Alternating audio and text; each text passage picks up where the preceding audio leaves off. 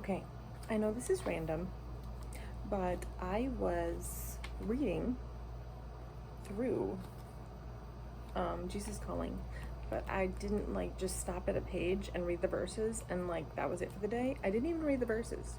I just read the pages and underlined stuff, and I was like, you know what? I don't always have to read the verses to have it be able to mean something to me. Kind of like if there's a reference in a book to another book or another study or something, you don't have to go read the other study to get something out of what you're reading at the time. So I'm actually going to go through and read what I underlined, because I think there are some great things here that just we really need to hear sometimes. This one is walk by faith, not by sight. I will show you how much I can do for you. If you live your life too safely, you will never know the thrill of seeing me work through you. When I give you my spirit, I empower you to live beyond your natural ability and strength. So I think honestly, real life application, I think honestly that's how I was able to write my book the way I did while being physically and mentally disabled. And I also believe that that's the reason he put in my heart that want and need in my life to be able to publish a book, because I honestly believe that he made me an author, and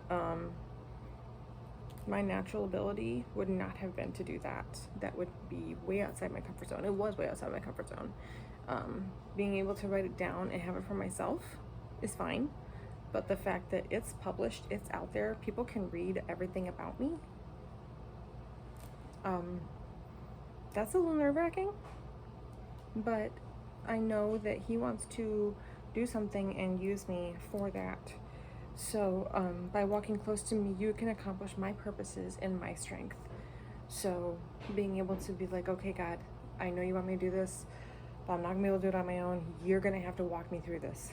And honestly, I believe that that's part of why I've gotten so far in my medical journey as well, putting the right people in front of me at the right times, helping me through my anxiety about the whole situation, and now I have a great team of doctors who help take care of me and help me figure out what I need to do to help myself thrive every day. Waiting, trusting, and hoping. Trusting is the central strand because it is a response from my children that I desire the most. If you mouth the words, I trust you, while anxiously trying to make things go your way, your words ring hollow. That's like someone saying, I'm sorry, but then continuing to do the exact same thing. It's like, why do you even say you're sorry? I know you're not sorry. It doesn't mean anything when you say you're sorry. So telling God that you trust him, but then trying to do whatever you say you trust him for on your own. Basically, stop saying you trust him if you don't trust him.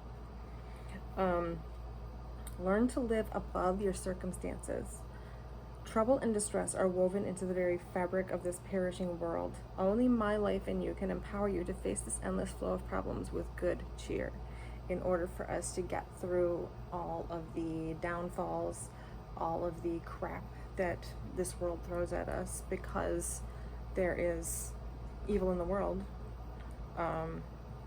We're able to get through it with a smile on our face because we know something better is going on. We know something better is happening because God put it there. So learning to live above your circumstances is like learning to live below your means.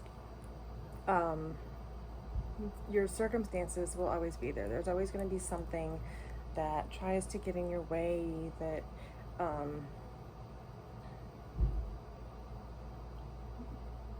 you have the choice to wallow, or you have the choice to find the bits of joy. You have the choice to live above your means, or you have the choice to be smart about it and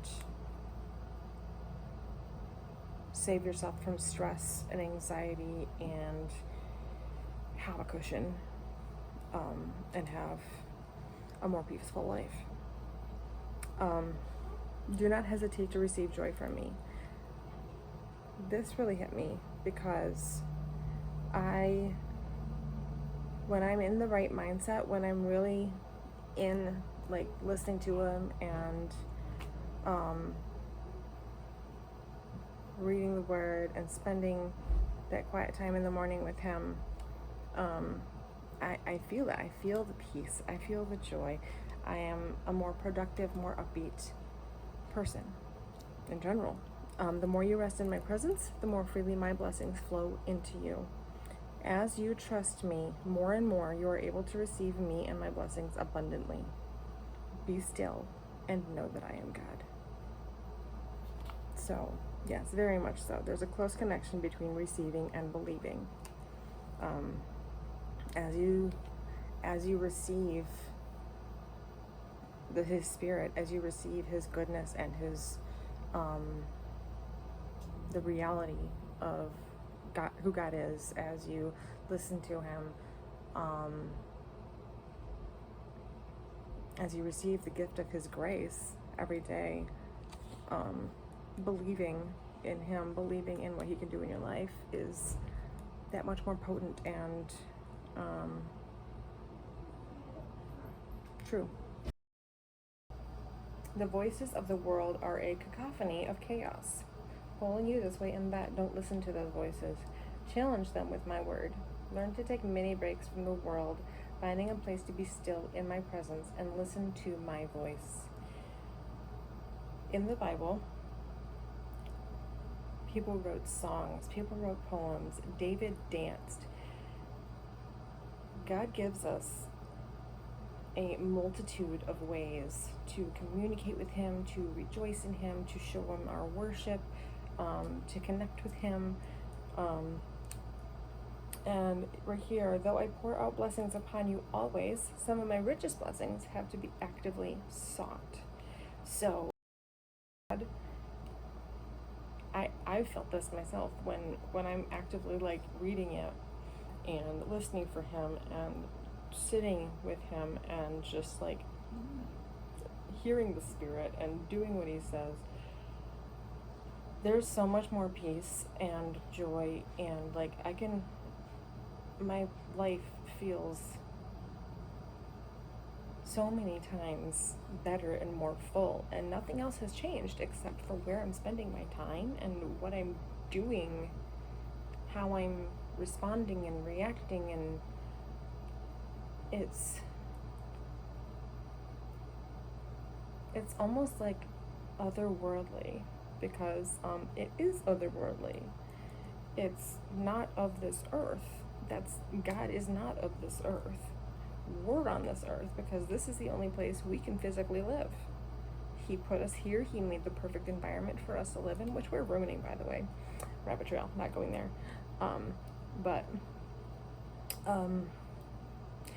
There's actually, God has a disclosure. Did you know that? Ask and it will be given to you. Seek and you will find. Knock and the door will be opened to you. That is God's disclosure. Last one, it is good that you recognize your weakness. That keeps you looking to me, your strength. Don't take yourself so seriously. Lighten up and laugh with me. You have me on your side, so what are you worried about? I can equip you to do absolutely anything as long as it is my will. We need to realize that we're weak. We need to realize where we're weak, because then we know how to talk to God about giving us strength. How we know that, okay, this is an area where I need to be lifted up. I need to be challenged. I need to be changed. So, there is a Bible reference on the bottom here that I am going to say out loud. I don't have the context memorized, But Philippians 4:13, I can do all things through Christ who strengthens me, because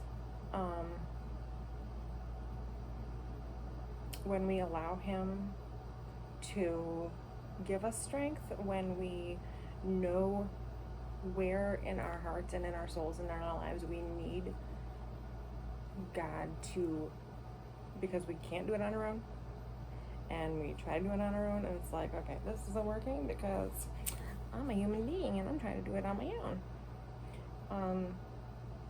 We know exactly where we need him, and instead of just turning a blind eye and making our lives stressful and crappy, we need his strength. We need to realize that we need his strength, and that's the only way we're going to get through things. So we need to talk to God. We need to listen to his word. We need to listen for the Spirit, and we need to say, hey, I'm human and I suck and you're amazing and I need you. You're my creator. You are the all-powerful, all-knowing God who is everywhere at all times, and I know you're with me because you're everywhere, and because I'm a follower of yours, because I believe in you. Your Holy Spirit is in me, and I want to learn to listen to him. I want to know. I want to lean on you. I want to know that it is your strength pulling me through these things. It's your strength guiding me. It's not my own, because I can't do these things on my own. So, yeah. I think I'm going to do this more often, read through multiple pages. Because random Bible studies are really good for the soul.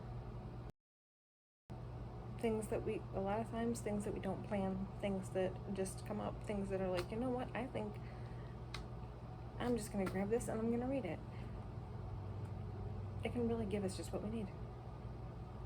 God's timing is not our timing. So, see you guys.